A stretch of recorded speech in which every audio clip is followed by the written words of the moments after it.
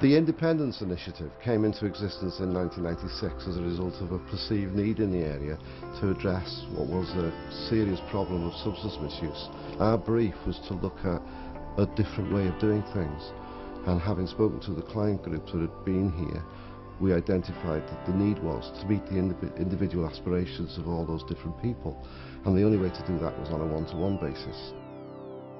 So we started to think about providing a detox based on the one-to-one theories. We then had to rearrange part of the building in order to make it physically suitable for a detox situation, and then we had to find some funding for that. And a year or so ago we found sufficient funding to run a pilot for 6 months.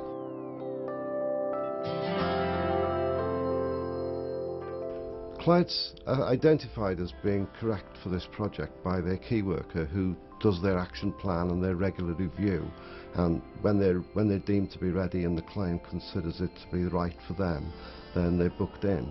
Their day once they're here is very much based on their needs, and it varies from person to person and from time to time depending on the progress of the detox. They're provided with all of the facilities that we currently offer to the clients who are in the community, so they can have a timetable that runs through all of the things that we do, which may involve cooking their own meals for several days and freezing them, having music therapy, drama therapy, art therapy of various kinds.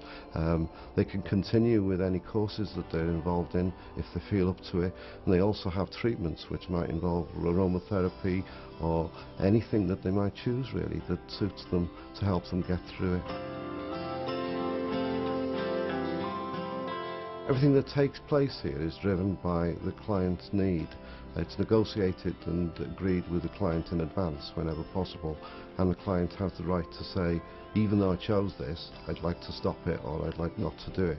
Medication is the same. What we do is we find out what the client wants to do, we find out how the client wants to do it, and wherever possible we provide the opportunity to do that. It isn't always possible to stick to what they originally agreed, because it may very well be that a week later, when they're in the midst of a detox, that their needs change, so we have to renegotiate that almost on a daily basis.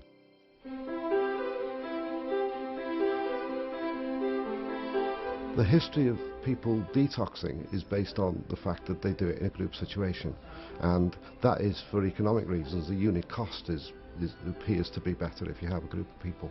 Unfortunately, quite a lot of people fall by the wayside in a group situation because some people aren't so keen on achieving the abstinence as others, and consequently they get talked out of it. In this situation, there isn't anybody trying to encourage them to break it. All they have is contact with a range of people who work here, whether they be mentors or treatment people or their key worker, and consequently there isn't a negative around them, there's only a positive around them. And they're treated well, treated with respect, and it seems to pay off in the sense that they're not so inclined to break it. Now, that's not to imply that they don't struggle, because clearly they do struggle, but they find it easier to break through that struggle. My name is John. I'm a former client here at Independence Initiative.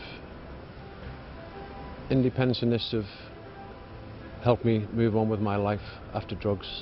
It gave me structure in my life. It gave me a sense of purpose. I try to inspire the clients by talking about my life and how I got through it and how I'd like to help them to get through it.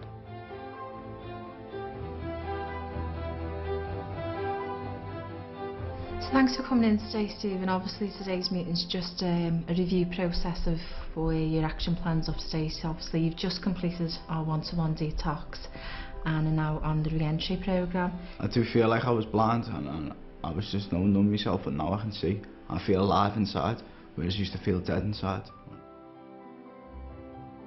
Clearly, if you're working with small numbers of people on a one-to-one basis, it's more expensive than working with groups.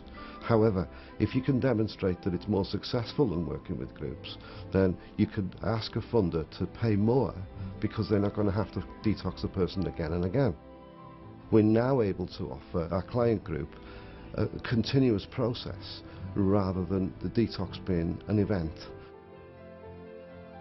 we help them to get reasonably stable, then they have a detox, then we help them with the avoidance of relapse and help them into the future of their life.